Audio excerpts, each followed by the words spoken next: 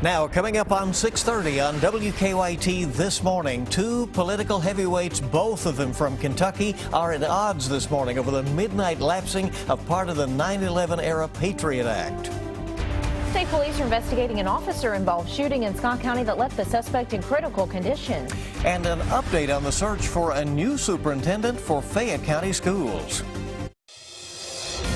Tracking, alerting, protecting. This is WKYT This Morning.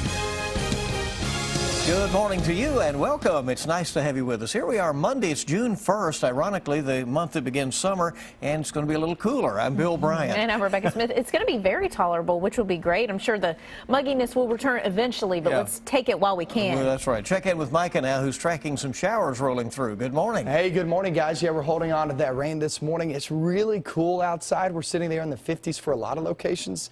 Down south in the 60s. Kind of depends on where you are, because the front's just kind of settled right over us. We're getting mostly some light rain, but you'll get some brief periods of pretty moderate to heavy rain, especially BG Parkway. Go down south into the 75 area, down into London, Corbin, East Bernstadt, now Livingston, sliding north into Jackson County here in the next 30-45 minutes. So if you're about to leave the house in Jackson County, 30-45 minutes, heads up, it's going to really pour on you guys. Frankfort Cam's pretty wet. Go at it this morning. You have more rain on the way here in about 30 minutes. And then today's forecast, 65. Now remember, down south in the low to mid 70s, so it kind of depends on where you are. But most of us will deal with that cool rain in store. We'll get some showers, some thunderstorms all the way through your work week and get much warmer. I'll show you how much warmer coming up. Okay, thank you. We'll see you in just a little bit. Let's get right to the news. Some big developments overnight out of our nation's capital. Key parts of the Patriot Act expired at midnight this morning, including the NSA's controversial bulk collection of millions of phone records. And Kentucky's two Republican U.S. senators are actually at odds over the 9/11 era Patriot Act, post 9/11.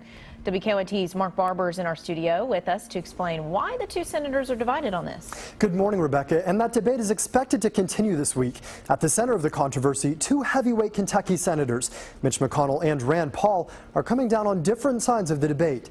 The program that allows the National Security Administration to collect phone records from millions of Americans expired at midnight after Paul stymied the efforts of the Senate to extend the Patriot Act. The delay is upsetting to supporters like McConnell. He says the tool that aims to stop terrorists shouldn't be suspended as our enemies grow more aggressive. Opponents point to several review boards which have shown that the program has not stopped a single terror plot.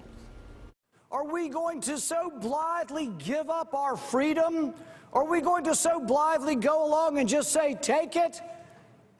Well, I'm not going to take it anymore.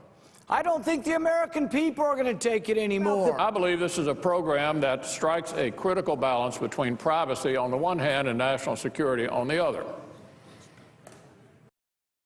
Pick up the debate again tomorrow. They're planning to work on several amendments that would reform part of the surveillance program, which could make it easier for the Senate to strike a deal.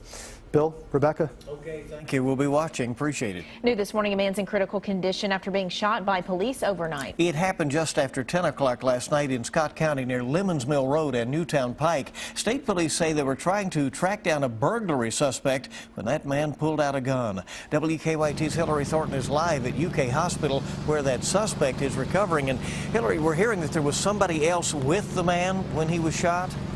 Good morning. That's right, Bill. We have learned that there was a woman with the 33-year-old Georgetown man during all of this. And state police say while at this point no charges have been filed against her, she is being questioned. Now, this all started after the Scott County Sheriff's Office received a tip that the suspect was camping on the bank of North Elkhorn Creek near the Lemons Mill and Newtown Pike intersection in Georgetown. Kentucky State Police, the Scott County Sheriff's Office, and Georgetown Police were working to serve a warrant on the Georgetown man who is believed to be a burglary suspect. When they got to his campsite along the North Elkhorn Creek, police say he showed a handgun, and when he was told to drop it, he instead raised the gun towards officers, and that is when they shot the 33-year-old. He was brought to the University of Kentucky Hospital while police continue investigating the shooting. Troopers tell us the man who was brought here's name is not being released at this point, and they describe his condition as critical but stable. No officers were injured in this shooting. Live in Lexington, Hillary Thornton, WKYT. Right, Hillary, thank you. State police say they need some help in finding a man wanted for questioning in a death investigation. Troopers are trying to track down 48-year-old Timothy Cruz. The victim was found yesterday on Croom Road in the Vine Grove area of Hardin County. Police have not identified the victim at this point. They are not saying what connection Cruz may have to the crime. Happening today, the city of Midway could become the latest to pass a fairness ordinance. The law is designed to prohibit discrimination in housing, employment, and public accommodations based on race, religion, sexual orientation, or gender identity. The mayor of Midway says this process started in January and now it's time to vote. We're not writing a new law. We're simply adding more protections for people under current law. It would give people who currently don't have any recourse, if they do feel like they've been discriminated against, it would give them the ability to have some recourse. If the fairness ordinance passes, there would be some exceptions, including for religious institutions. 7 Kentucky cities have a fairness ordinance, including Lexington.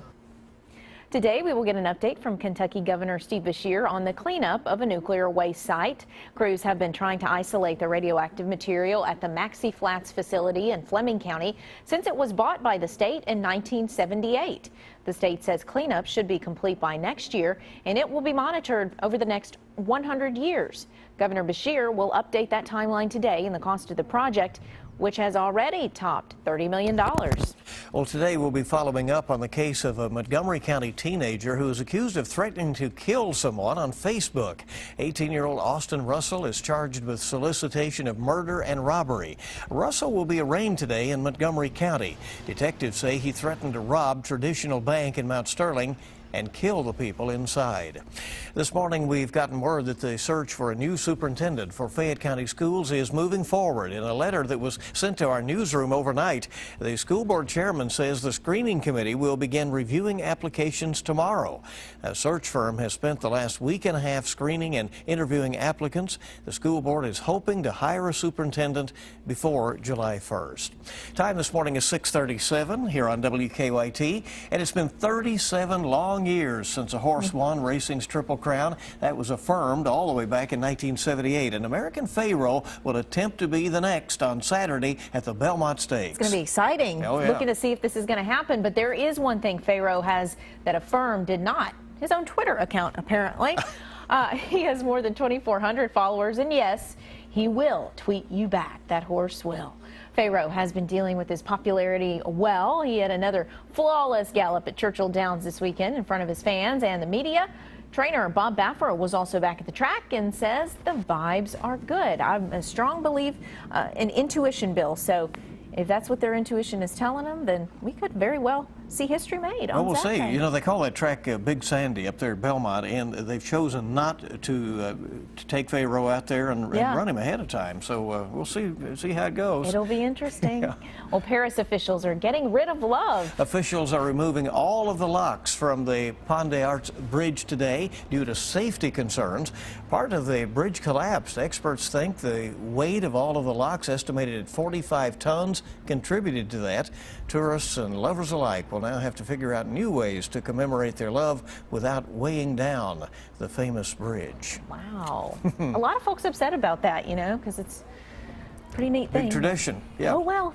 Okay. Safety first. 6:38 the time on WKYT. Let's get a check of traffic, see how things are moving out on the roads this Monday morning. And here is Officer Don with a check on live drive traffic. Good morning, Don. Good morning. Well, inbound Newtown Pike, this wreck's going to be just past the circle. No one's hurt, but a couple of cars involved blocking the right lane there on the north side. And then on Tate's Creek Road, past Man of War, getting a report of a 2-car non-injury crash. The roads are wet this morning, so we've got to be careful on the way in. Let's get a look outside, and we'll show you what's happening right now with a live look at Harrodsburg and New Circle. You can see the commute that you have to look forward there, and the slow traffic on Harrodsburg Road approaching the crossover to get through. The circle seems to be moving okay in that area. On our Waze map, as we get a look at an overall picture of what's happening on the interstate, also headed toward downtown Lexington, we see that there are no major issues right now on Richmond Road. Leestown looks pretty good, and around the circle in the area of Richmond Road, normal stuff. Now back to you in the studio. All right, headlights and wipers on this morning if one of those showers is rolling through when you head out the door this morning. 6:39 and a lot more coming up. June 1st on WKYT this morning. A 92-year-old is still on the run. Coming up, we'll introduce you to an inspiring runner out in California. Yeah, we still have some rain outside, especially west of I-75, but eastern zones, you're going to get in on the mix very shortly. I'll show you how much rain you can expect coming up.